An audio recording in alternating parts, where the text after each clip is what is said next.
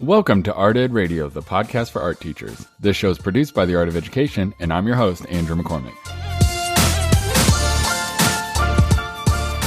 So it was a good couple months ago when Tim and I had a conversation on the podcast about the types of lessons that it's okay to stop teaching. Maybe they're stale, old, not working, so well anymore. Maybe they're not imaginative enough. They just aren't connecting with students as well as we'd like. And let's be honest here. I'm really criticizing myself here as I've had to let go of a number of projects, projects that just aren't working for my students anymore. And it's really funny.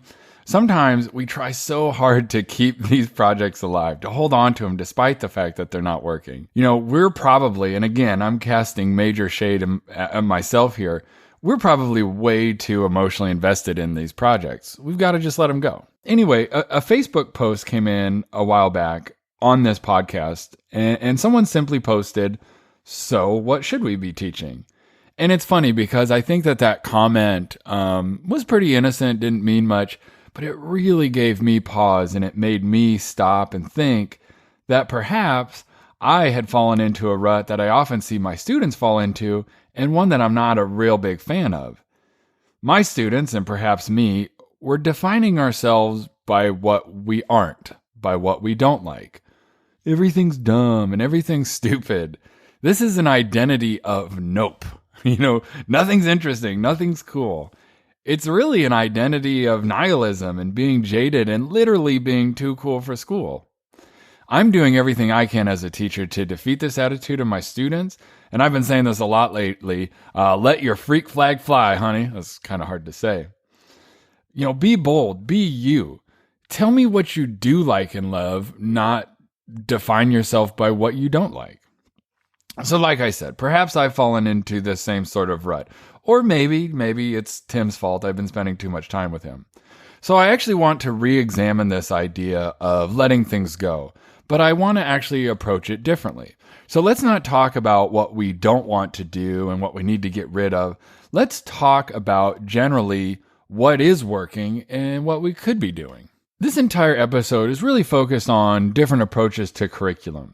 How to go about the planning, how do we decide what we want to teach and what's going to work with our students?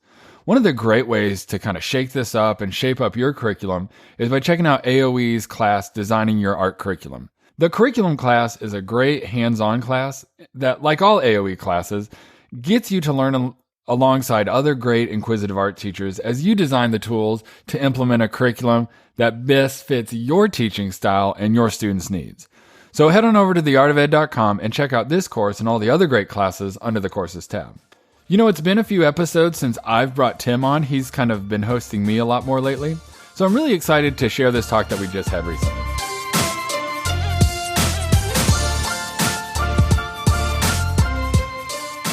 Thanks for coming on, man. I really appreciate it today. Hey, I am excited to talk to you as always, and I think this is going to be a good episode. Yeah, so it's been a while, but way back in episode 66, we did a talk about 7 projects that it's okay to stop teaching. And then when you add to this, we did an episode on Love It or Shove It. It could be easy for people to think that we just sit around being grumpy and tell people what not to do. So I think it'd be really nice today to kind of flip the script around and kind of start thinking about some things that people should start teaching. So let's really change it up here. Hit us with some positivity right off the bat. What should we be teaching? Okay. I will jump into the positivity in just a second, but let me just qualify that and say that, we are pretty grumpy. So I think that's a good descriptor. But yeah, I think it's important for us to talk a little bit about the positive side of things, how we can be optimistic and how we can look at, what we should be doing, because it is too easy to get negative. And so I appreciate, all of the approaches that kind of keep things positive. But as far as specific ideas on what we should be teaching, for me, I think creativity is at the top of the list for me. Technical skill is fun and it's important, but I think it's more important to get our kids thinking creatively be doing new things, trying new materials, coming up with, all sorts of things, in their mind that are a little different, a little outside the norm. And so, however you go about that, I think it's important to get kids thinking differently and kind of step outside of your traditional projects. And I assume we'll dive a little bit more into that. But I also think it's important to teach stuff that you're passionate about. It's really tough for people to get into different projects or different media that they don't love. And there's something to be said for letting kids try all different media, all different materials, all different types of art. But I think it's important that, we teach things that we are passionate about, because a big part of our job is getting kids excited about teaching art or about making art. And to do that, we need to be excited ourselves about teaching it. And so if you can pick, subject matter that you're going to talk about, artists that you want to teach, materials that you love working with, then your passion, your excitement is contagious, and that's going to get kids excited about creating art. And so, again, we talk a lot about how things are different for every art teacher, but I think this is just another case of that, where you need to find what you're passionate about and try and pass that along to your students. What strategies then would you use when it comes to creating new curriculum? And by that, I mean, do you have some kind of go-to touchstones where it's I gotta get more art history in, contemporary artists, materials, techniques, pop culture relevance? What are your kind of go-tos when it comes to coming up with new ideas? Oh, that's kind of an all of the above. I mean, because you never know where inspiration is going to strike. And so, you just have different things that kind of catch your interest, and you think to yourself, oh, that would make for a great project. Then you just need to sit down and think about it. For me, a lot of times that comes from contemporary art, where, you'll see a new Banksy come out, and then it really gets your mind going, and then you start to think, how can that be incorporated into your classroom? Or, there's one time I saw this lady with some incredible tattoos, and I ended up asking her if I could take a picture of them, and just between subject matter, design, the artistry of that, I turned that into a lesson as well. And so I think my mind is just always kind of in that place of, observing and getting inspired by what you see. And then, as teachers, we're always in that mode of, how can this apply to the classroom? How can I bring this back to my kids? How can we make this work as a lesson? And so I think just, always being aware of what's going on, always being ready for inspiration to strike, having your sketchbook with you so you can take some notes or do some quick sketches, just when you see things that might work, and, figure out how you can turn those into projects, turn those into ideas. But I don't know, what about you? When you're looking for new stuff, where does that come from for you? For me, it's definitely the pop culture tie-in and relevance. And I always try to think about, okay, what is going on in our students' real lives, our lives outside of school, that is compelling, interesting, popular, hot, and then how can I kind of use that as a hook to get them excited about making artwork? So, for example, there's that new movie coming out that looks pretty cheesy, the Emoji Movie. And who knew that dumb little emoticon stickers would spawn an entire movie, right? But that could become a graphic design project, a painting and drawing project. It could be a sculpture project. I mean, my kids this summer bought emoji inflatable inner tube things. So it's kind of tapping into what's happening culturally, I think, is a great way. So whether it's a really popular TV show or movie or video game, I think opportunities that we have as teachers to show those things kind of is like a curveball to a lot of students who think we're only going to show them, stuff from the stuffy old art history books. And then you bring in hey, look at the cover to this manga book that's out there. Look at how this designer kind of put the text and the drawing in. And it's just a way to get kids excited about things. So I'm always looking for that. That's kind of my go-to. So, we're talking about kind of ways that we create new projects and where we get our inspiration from. How do you know, what's going to make the cut? Because I know, school, just started, and, for most of us, or for some people, it's maybe still around the corner. But I always start the school year off with like double the amount of projects that I want to do that I know I'll reasonably have time for. So how do you know what's going to make the cut and what we got time for? Yeah, that's a tough one. And I think a big part of it is dependent on, the curriculum that you're supposed to teach. Like most people have certain media they have to cover, certain subjects, certain art history that needs to be a part of that. And I think you'd start from there, and just kind of build off of that. And you can decide, where or how you want to add to that. Again, going back to that idea of what you're passionate about and what you really want to teach. And I think those are the things that need to take priority. And I'm just so you are getting the curriculum that you want to teach so you can get your kids excited about that same curriculum. And, every time we run up against it with, like you said, there's not enough time to fit all of those things in. And so I think it's important to just kind of be willing to let go of projects. As I think there are a lot of times where, if we go back to what we were just talking about, being inspired by pop culture or being inspired by something that you see, that may not stick around for too long. I mean, that may be a one-time project. That may be something that you teach one time and then you say, oh, I'd like to try that again next year and make these improvements.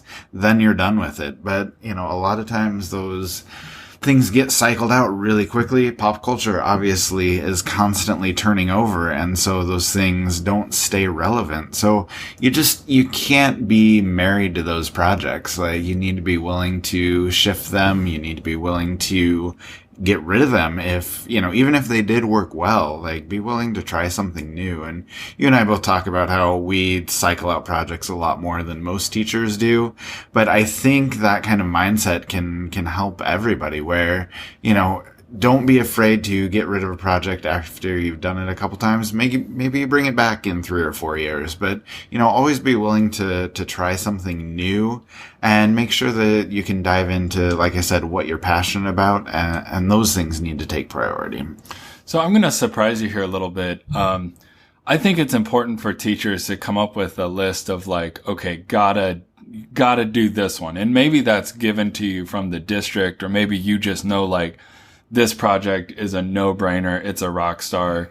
I actually think for people listening out there, one of the things I would say is first look at your kind of materials and techniques and disciplines in art. Like if you're not teaching sculpture, printmaking, something along the lines of technology, and I would even say jewelry or functional ceramics, those are such popular disciplines for kids to get into that if you are an elementary teacher or a middle school teacher that has kind of the smorgasbord approach to classes and not a specific high school content class, those projects are just so popular. It's a no-brainer that we got to do them. But I don't do it like, okay, I have to do the altered self-portrait project. I will say, okay, I have to do a drawing project. Like that's a non-negotiable. I have to do a technology project. Like I'm not going to go through a whole semester and not give kids a chance to work with technology. And then I have kind of a STEAM have to do project too, where it's like somehow they have to build something that requires a little bit of applied math or technology, something like that.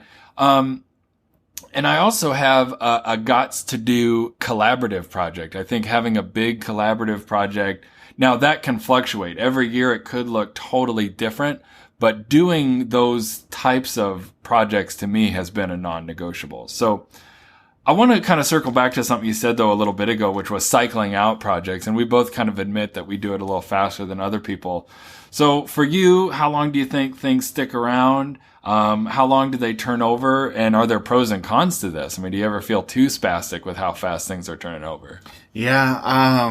Okay. You asked me a lot of questions, but we'll take them one at a time. For me, some projects stick around year after year. I think we did an entire podcast way back when about the projects that define your program, those things that you teach all the time.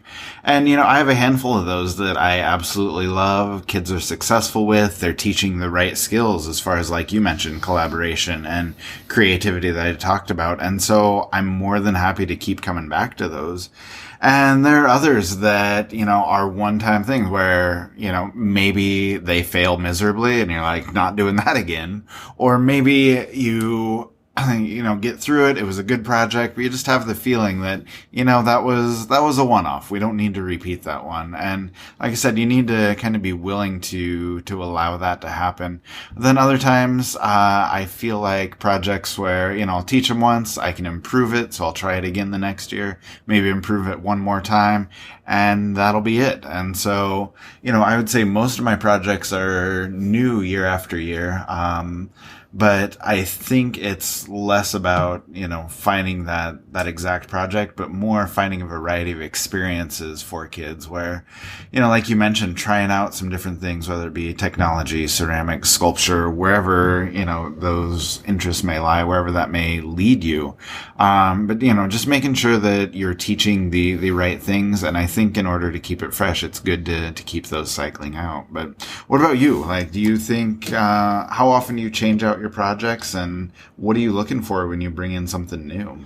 Well, when it comes to bringing in something new, I'm looking for, I think for me, it's all about student engagement. What's something that's really going to get kids fired up? I don't think about it. Well, let me back up. I think usually those projects can lead to some amazing results, some amazing learning, but the results, I never set out like, hey, what new project can I do where we're just going to have this stunning, amazing artwork? It's more like, right, what's going to get them fired up and be like a really memorable experience. Mm-hmm. I think at one point we did say that we turned over our projects, like 80% of our projects we're teaching every year are new. I think I've actually kind of calmed down a little bit on that. And I was just thinking kind of as you were talking and I wasn't listening to you, that honestly, I think about a third of the projects I'll do, and I really do think it falls down to this. A third of the projects are projects I've done before. I can kind of rely on some predictable outcomes. A third of them are projects I've done, but I'm really doing some things different because I wasn't happy with what we've been doing in the past or how it's turned out. And then I would say there's about a third that are like, hey, never tried this before. It's totally new. This might just be a total failure. And I kind of sprinkle those around a little bit. I do think that if you were going to do a class where it's like, hey, this is 100% never done any of this before, boy, that might be exhilarating, but like, so is like jumping out of a plane with no parachute, So to have a couple projects in there where you're like, okay, I know that this one's going to be kind of like easy or a comfortable landing. So that's how I kind of see it being broken down. So if I can add one more thing there, I realized I didn't answer this last time. You talked about, just kind of your own personal feeling of, bringing in those new projects and kind of your comfort level. And you can't constantly be coming up with something new because, you need to have some safe thing. Like, you're going to burn yourself out if you're constantly trying to flip things, constantly trying to bring in absolutely new things. And so I think when we talk about that 80%, it's not necessarily completely new ideas, but maybe new ways of teaching things, new ways of approaching this media. And I think, while you don't always have to be bringing in new ideas, you should constantly be reflecting on the lessons you have. And, that 80% are trying new things and coming up with new ideas on how to approach the lessons you have. Yeah, I like that. And that makes a lot of sense. So I like to do kind of, as we wrap up, some specific kind of parting words. So, we've been thinking about this podcast as things that we should start teaching, and not just be doom and gloom. So can you come up with a project or two that you think people aren't maybe doing that they should be doing? Yeah, I guess I don't know if I have a specific project in mind, but just kind of a way to approach, what you're teaching. And I think the biggest thing kind of goes back to what you said about collaboration, what I talked about way back at the beginning of this talk, with creativity. And I think you just need to try different things. I feel like we get so stuck in our mindset of, this is drawing class, this is what we're going to do. This is painting class, this is what we're going to do. And there's no reason you can't combine different ideas. Where, like, why can't your ideas on design and drawing, translate into decorative ceramics? Why can't, your painting techniques and your color theory be applied to different sculptures? And just think about how you can approach media in a different way, how you can combine some different things, and maybe try and take a new approach to how you work with media, how you can combine media, and be creative in your teaching, because that's going to force kids to be creative in their art making as well. So I guess that would be my big advice, is to rethink the way that you approach media in your class. So for me, I've been thinking about this a lot this summer, because I've been trying to kind of binge watch and read all sorts of sci-fi and fantasy and nerdy things. And it dawned on me, I was like, why do I like comic books and movies so much? It's because it's storytelling. And I started thinking about the importance of storytelling in our world and in creativity and even storytelling past school. It's like companies are talking about, how do we tell our story? The craft of storytelling and marketing. And I think to tap into some of that, how compelling storytelling is right now, if you're not doing at least one project on comic book, so sequential drawing, illustration, storytelling, that's a huge one. And then I also think a project on music videos. How do I take the art of music, sound, and make that visual and translate that into something? Then you're getting into technology and video production. I just think those two projects alone would get people and kids, students, super jazzed up and excited about art, and they kind of lie outside of the normal parameters of what a lot of kids think of as art education. So definitely I'd love to see more and more people get into comic books and video production. Yeah, good ideas. I like those a lot.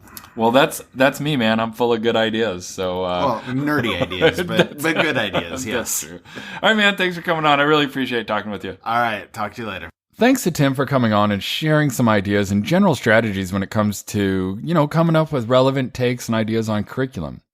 We've brought this up on a number of podcasts, so perhaps it's not a huge insight, but a great strategy for what to teach and what will work with kids is going to be that we need to be flexible and responsive to our students' needs. Your curriculum should be contemporary and relevant while also being true to your own strengths and passions. We don't want to fake it. But at the end of the day, we also have to plug into our students' needs and wants. So maybe starting off the beginning of the semester with some questionnaires type of things, and kind of understanding, why do my students want to take this class? What do they want to learn? And have an honest conversation with them. Say, I could forge ahead with a curriculum that I think is going to work well for you guys, but I want to get to know you. What do you want out of this? And then see where you guys can meet in the middle. When we do this, we're putting more of a focus on process and less on product, and I think that's beneficial. And definitely we're thinking about ways that we as art teachers get our students to use creativity to build mindsets and not just skill sets. But it is possible to have it both ways.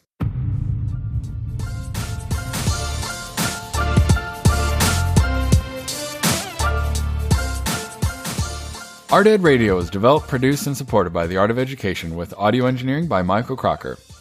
Tim and I try to steer you guys to check out some of the great AOE courses here at the end, or pro packs, but I actually want to step back for a second and put a plug in for just checking out some of the sheer mass of great free resources that are online at AOE.com. If we're talking curriculum, we've got a ton of great PDFs and planning sheets to help your curriculum, to help it get it figured out and get you on your feet. I'm always amazed at how many awesome resources I find on the AOE website when I use the site's search function. Just type something in and there's just so much to find. So while you're there checking out all those great free resources, make sure you check out some of our old podcast episodes, as we're starting to build up a pretty good sized library. As always, new episodes of Art Ed Radio are released every Tuesday, and additional content can be found under the podcast tab on theartofed.com. All right, guys, thanks for listening.